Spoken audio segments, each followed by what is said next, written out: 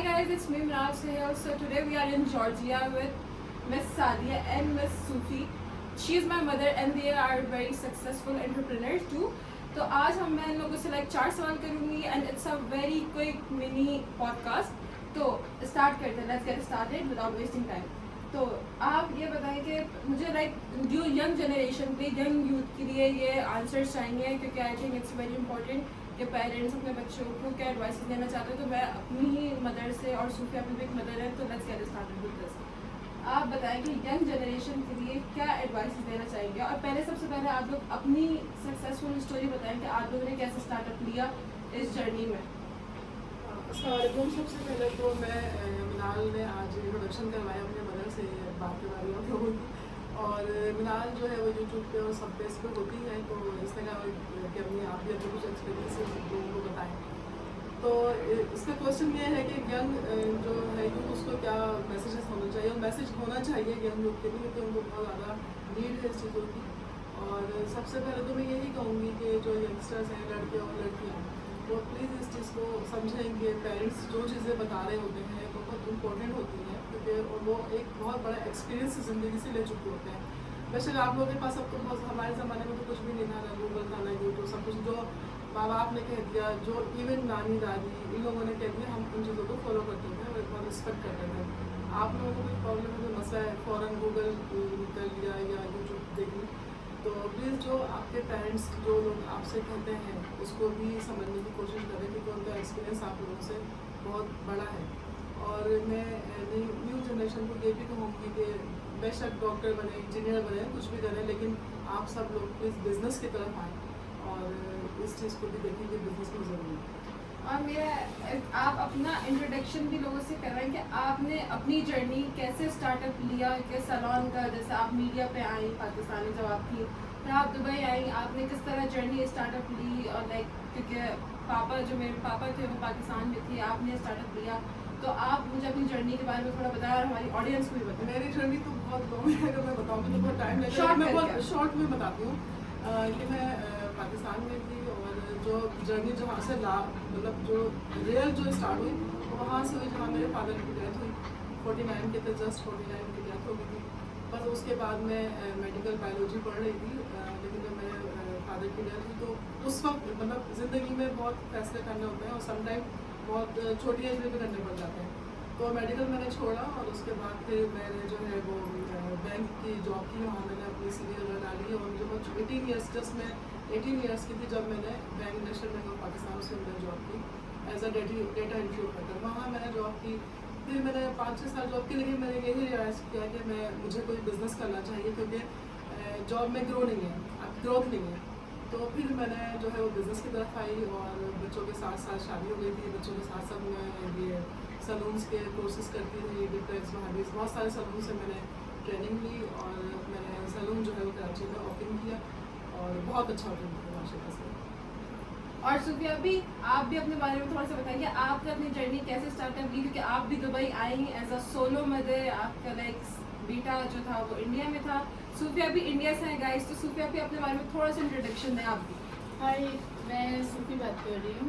ये मैं पहले इंडिया में जब जॉब करती थी मैंने भी बहुत ट्रबल किया है, बहुत टफ टाइम था मेरे लिए, लेकिन मैं किसी वजह से यहाँ पे आ गई दुबई में. दुबई आने के बाद मैंने 8 इयर्स यहाँ पे जॉब किया और जॉब करने के बाद फिर मेरे हस्बैंड ने बाकायदा बोलते हैं कि अब ये छोड़ दो. और वैसे भी ना जॉब से अच्छा आपका बिज़नेस में ज़्यादा अच्छा है कि आप बिज़नेस को देखिए. स्पेशली गर्ल्स के लिए तो मैं यही बोलूँगी कि बिज़नेस पे ज़्यादा फोकस करें.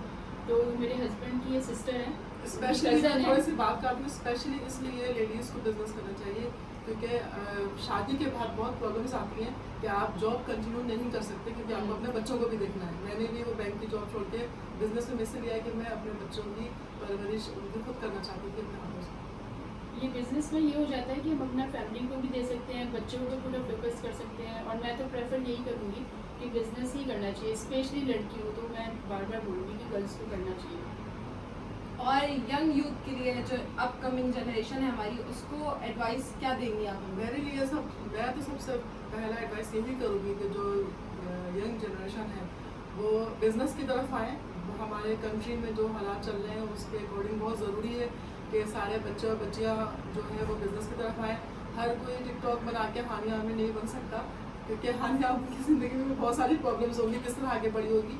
तो प्लीज़ लड़कियां जो हैं वो कोर्सेज करें, बहुत सारे ट्रेनिंग सेंटर हैं जो उनके पास फाइनेंशियल है, जो भी कर सकती हैं ट्रेनिंग है, और जॉब से हट के बिजनेस की तरफ आए, बिजनेस करें। लड़कियों के लिए बहुत बिजनेस है जो वो कर सकती हैं और अपनी फैमिली को देख सकती हैं उसके साथ। लेकिन हम लोगों ने, आप ही और मैंने जो साथ दिया है ना, 8, 10 या 11 साल हो गया हम लोग को सलून को, लेकिन हम लोगों ने माशाल्लाह से अभी इतना रन कर लिया है हम दोनों कि business partner दोनों भी बैठे हैं। हुए हैं।